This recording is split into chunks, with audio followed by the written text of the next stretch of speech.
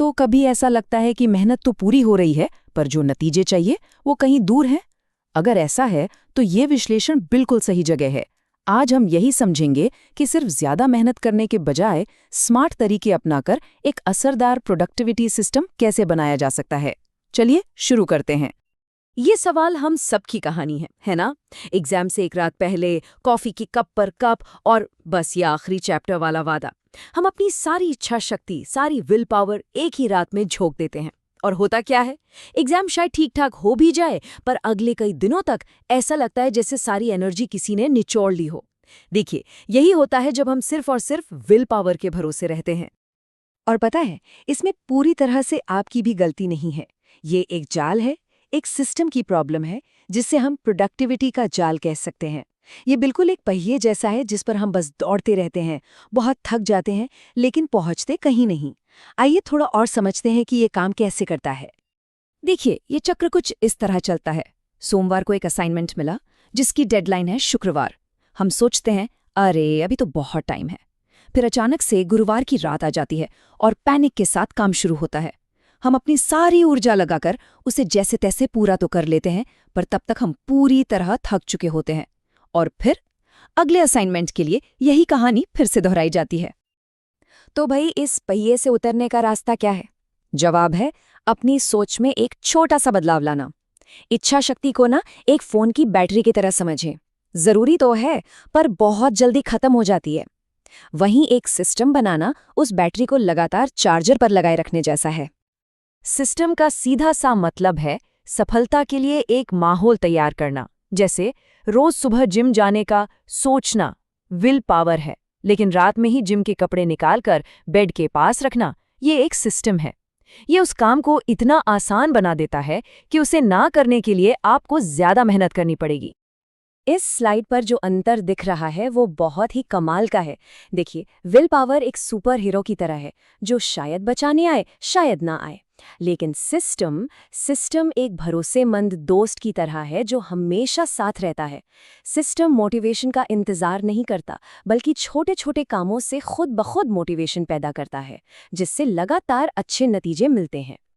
तो सवाल ये है कि ऐसा मजबूत सिस्टम बनाया कैसे जाए? देखिए, जैसे एक अच्छी बिल्डिंग को मजबूत खंभों की जरूरत होती है, ठीक वैसे ही एक अच्छे प्रोडक्टिविटी सिस्टम के लिए हमें 4 प्रमुख स्तंभों की जरूरत पड़ेगी। ये 4 स्तंभ हैं: समय का सही इस्तेमाल, पढ़ाई के स्मार्ट तरीके, आपकी शारीरिक और मानसिक सेहत, और आखिर में वो सही सोच जो इन आदतों को बनाए रखे।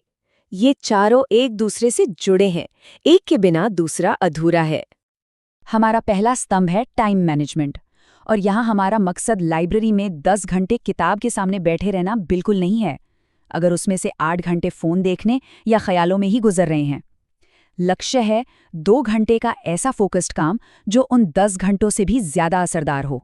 यहाँ 2 बहुत ही असरदार तकनीकें हैं। पोमोडोरो आपके दिमाग के साथ एक डील करने जैसा है। सुनो, बस 25 मिनट फोकस कर लो, उसके बाद 5 मिनट का ब्रेक पक्का तुम्हारा। और टाइम ब्लॉकिंग में आप अपने कैलेंडर के बॉस बन जाते हैं। आप तय करते हैं कि सुबह 10 से 12 तक सिर्फ पढ़ाई होगी, मतलब सिर्फ पढ़ाई, कोई फ़ोन नहीं, कोई सोशल मीडिया नहीं। चलिए अब दूसरे स्तंभ पर आते हैं। स्मार्ट तरीके से पढ़ने का मतलब सिर्फ चैप्टर खत्म करना नहीं होता। इसका असली मतलब है किताब बंद करने के बाद भी उस कॉन्सेप्ट को याद रखना और उसे अपने शब्दों में किसी को समझा पाना। इसके लिए 3 आदतें बहुत काम की हैं। पहला, एक स्टडी जोन बनाइए। हमारा दिमाग ना जगहों को आदतों से जोड़ता है। जब आप अपनी टेबल पर सिर्फ पढ़ेंगे तो वहां बैठते ही फोकस मोड अपने आप ऑन हो जाएगा।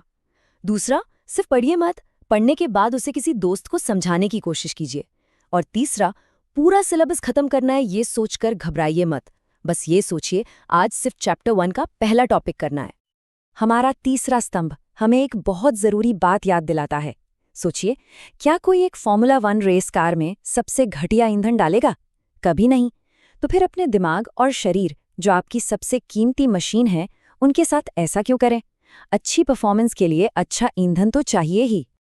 7 से 8 घंटे की नींद सिर्फ आराम नहीं है। इसी दौरान आपका दिमाग दिन भर की जानकारी को लॉन्ग टर्म मेमोरी में सेव करता है। यानी नींद में कटौती का मतलब है सीखने में कटौती, और हाँ, अपने शौक के लिए समय निकालना एक रीसेट बटन की तरह है जो आपको बर्नआउट से बचाता है।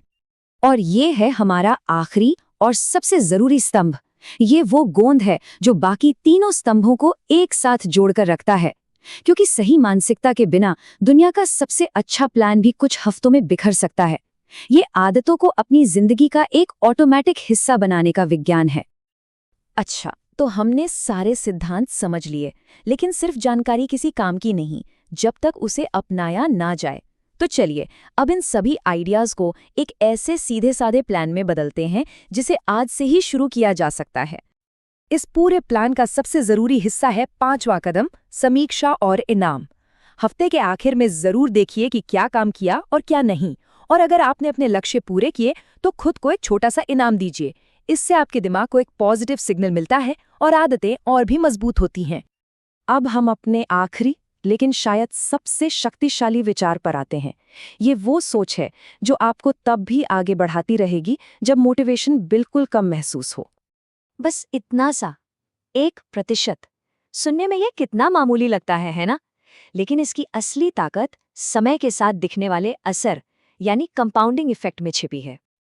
जेम्स क्लियर का ये विचार गेम चेंजर है। हिसाब बहुत आसान है। अगर आप रोज सिर्फ 1% बेहतर होते हैं तो 1 साल में आप लगभग 37 गुना बेहतर हो जाते हैं। लक्ष्य परफेक्ट होना नहीं है, लक्ष्य है बस आज को बीते हुए कल से सिर्फ 1% बेहतर बनाना। तो आखिर में सवाल ये नहीं है कि कल से पूरी जिंदगी कैसे बदल जाएगी। सवाल ये है, वो एक छोटी सी आदत, वो एक छोटा सा सिस्टम कौन सा होगा जिसे आजमाया जाएगा। शायद कल सुबह 10 मिनट के लिए फोन दूर रखकर पढ़ना, या फिर रात को सोने से पहले अगले दिन के 3 सबसे जरूरी काम लिखना। शुरुआत छोटी ही सही, पर शुरुआत करना जरूरी है।